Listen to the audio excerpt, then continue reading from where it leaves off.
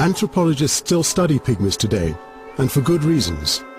Why not be curious about the differences? So different places will have a very different culture and also very different biological adaptation to the particular environment. So of course, if you first met someone that is very different from you, this is something interesting. And the pygmies are very black, very curly hair, and very short. So when you see these differences, it's striking. Because they were so different to whites, McGee believed that pygmies were a living, missing link between apes and humans, the lowest rung of the evolutionary ladder. I think this is basically the influence of the culture of the time. Perhaps for the Victorian mind, you know, where men are always dressed and religion is very important, and the morals are very established. You cannot understand the place that the culture is completely different. So, yeah, it would be very interesting to study them at that time, I think. Over in the Congo, the explorer Samuel Werner had been laid low for weeks with malaria. But he was about to come across the first of the pygmies on his shopping list. It was on an occasion when he was going up the Congo River, and the boat broke down, the steamboat, and the captain said it would take 2 weeks for the spare parts to come. And he was told by the captain that he shouldn't go into this area. They should all stay on the boat until they got the parts to fix it, because there might be cannibals in the area. Well, that's all he had to tell my grandfather. There were cannibals, and boy, he was out there in a minute looking for them, wanting to talk to them, wanting to maybe share a meal with them, who knows. And when he walked into one of their villages, he found that they had captured people in local tribal wars and were keeping them in cages. And some of them apparently even preparing for them to be eaten. That's when he encountered his first pygmy. My grandfather's first impressions were that the pygmy was a particularly fine specimen of the sort of people that he wanted to bring to St. Louis. And he asked the pygmy if he would like to go with him.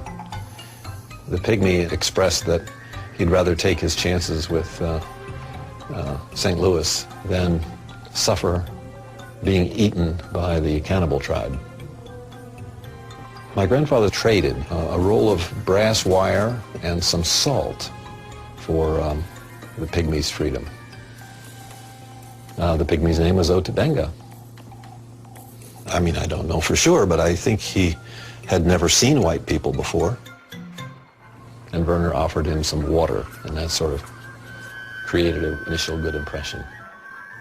He spoke to Werner in his native Chaluba, which Werner understood, could speak back. With Otabenga's help, Werner managed to persuade 5 other pygmies to leave the Congo. Nearly 6 months after he started his mission, he was ready to make his return trip across the Atlantic. Once he got to Matadi, he could get on a steamer that took him directly over to the United States through New Orleans. They had a stop in Cuba, by the way, in Havana along the way, probably to pick up some cigars. The journey was pretty uneventful, and the pygmies probably thought it was a very long journey, much longer than they were used to. And they also wanted to know how the boat was powered. They thought that it had a cage full of hippopotamuses down beneath it that were pedaling it along. And Werner showed them how the steam engine worked. Mid-June 1904, the pygmies caught their first glimpse of America. They docked in New Orleans. Now it was the pygmies' turn to explore. They marveled at the size of buildings, at the way the streets were laid out, and how complex things were, and how people had houses full of bright and beautiful things. So it was very strange to them, but I don't think they had any fear.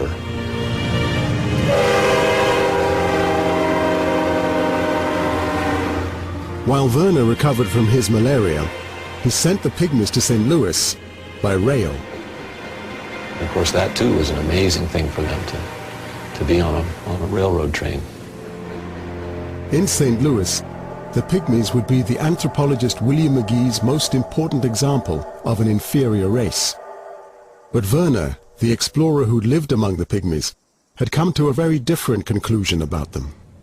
Pioneering in Central Africa, the major book written by my grandfather. Let me look in the index, on the chapter on pygmies in here. Of one fact, my experience and observation completely convince me that these pygmies are human beings in every sense of the word. He lived among them, and so he knew about them. McGee's Human Zoo was to be the centerpiece of a giant international exhibition, the St. Louis World's Fair. Since 1851, World Fairs had been held across the globe to celebrate human progress.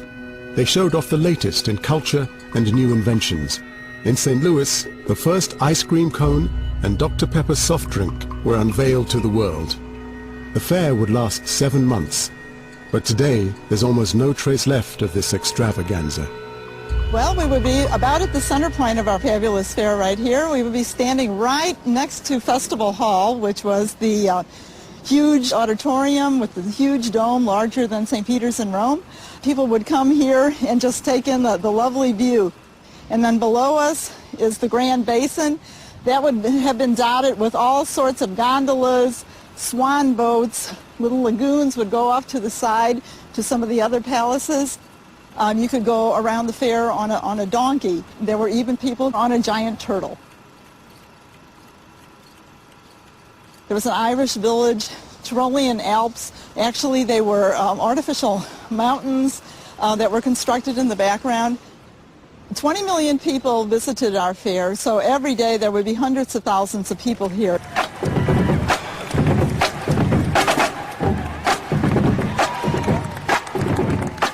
But in this celebration of human progress, McGee's 2,000 human exhibits were going to steal the show. His plan was coming together. He had already assembled 300 Filipinos. The Patagonian giants were on a boat from Liverpool to New York. 400 barbarian Igorots and Negritos were stranded in San Francisco waiting for the weather to clear. The hairy Ainu from Japan were making their way from Vancouver. But the most eagerly awaited were the pygmies. African pygmies for the World Fair. St. Louis Post-Dispatch, June 26, 1904. Here are some queer facts about African pygmies. They live in forests. They are extremely shy. They eat the flesh of wild animals killed with poison arrows. They're extremely cunning and dexterous. They are cruel, finding delight in torturing animals. They have long heads, long narrow faces, and little red eyes set close together like those of ferrets. Their bodies are exceptionally hairy. A pygmy has been known to eat 60 bananas at one meal, in addition to other foods, and then ask for more. If caught young, they are said to make excellent servants. They seem to be controlled by an impulse that makes them delight in wickedness. McGee's exhibits would spend months living in an enclosure on the fairground. He wanted them to recreate their lives at home.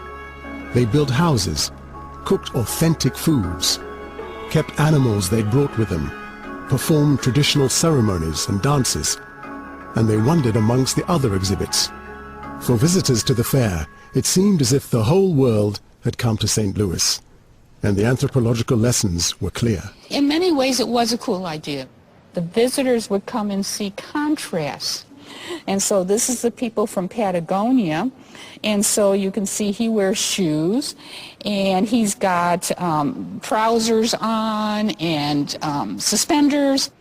So the pygmies would be more savage in this scheme of McGee's because they're partially naked.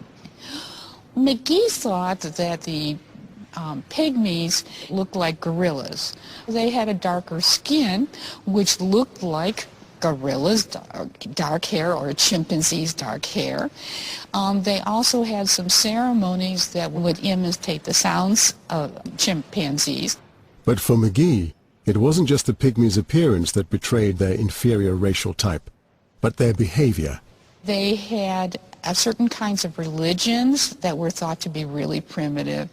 Here they're illustrating a ceremonial decapitation. Now probably the visitors would just, and you can see a couple of visitors in the back there, would probably think this is just a primitive rite. And they would take it as a sign of savageness rather than looking and seeing that we're performing rituals that say similar to Catholics would do in churches and things like that. As the fair went on, Ota Benga began to draw the most attention. He was described in the press as a dwarfy black specimen of sad-eyed humanity. But the pygmy was turning performer. He used to get paid to smile for photographs and would get 5 cents and 25 cents and sign his autograph, which is how they made money there. The pygmies turned out to be great entrepreneurs, and they saw this as a diplomatic mission. It had nothing to do with racial categories. They were on a mission to the United States to demonstrate and to show Americans how cultured and civilized they were. They didn't realize that McGee was putting up signs that said they were savages. Never occurred to them. No matter what his subjects thought, McGee was able to draw the conclusions he wanted from his anthropological experiment. The results are contained in his original report. It's been hidden away for the best part of a century, rarely recovered from the archives. He was described by McGee in his report as very typical because he was exactly the right height that everybody thought pygmies should be, and because he was the right skin color, and because he had filed teeth. It basically reinforced the stereotypes that people came to the fair with. So he became the archetype, the model, the perfect one. In his report, McGee seems to have had no doubt that the pygmies were every bit as savage as he'd imagined. But as the fair went on, the pygmies were unwittingly frustrating all of McGee's theories. The pygmies used to go out, and one of their favorite things to do was buy cigars. They would get cigars every day, and one of the people in the Turkish pavilion would give it to them. And McGee used to get mad because pygmies are too primitive to smoke cigars. Therefore, he would take those away. In fact, the newspapers called him the overlord of the savage world. And then all the pygmies had top hats, and they used to wear them all the time. And that didn't coincide with the pictures and what they wanted to present at the fair. For McGee, the misbehavior of the pygmies was the final straw. He believed his anthropological experiment had been scuppered, and that he'd failed to gather enough evidence for the superiority of the white race.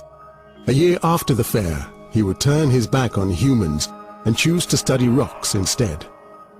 But by the time the fair closed in December 1904, and the savages were on their way home, 20 million people had passed through its gates, and most went away believing that anthropology had publicly demonstrated that the white race was superior. For them, racism had been given a scientific seal of approval, and scientific racism was now set to change the course of the 20th century.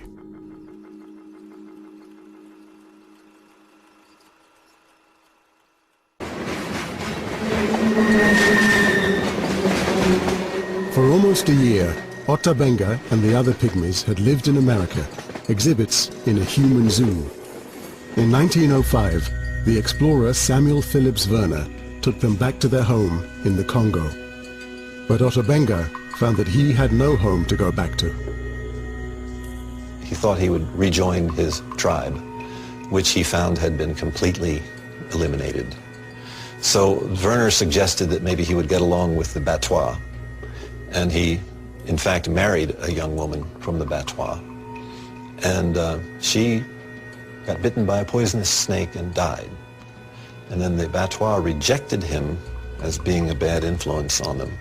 He felt a stranger. He felt like he was not accepted in his own land anymore.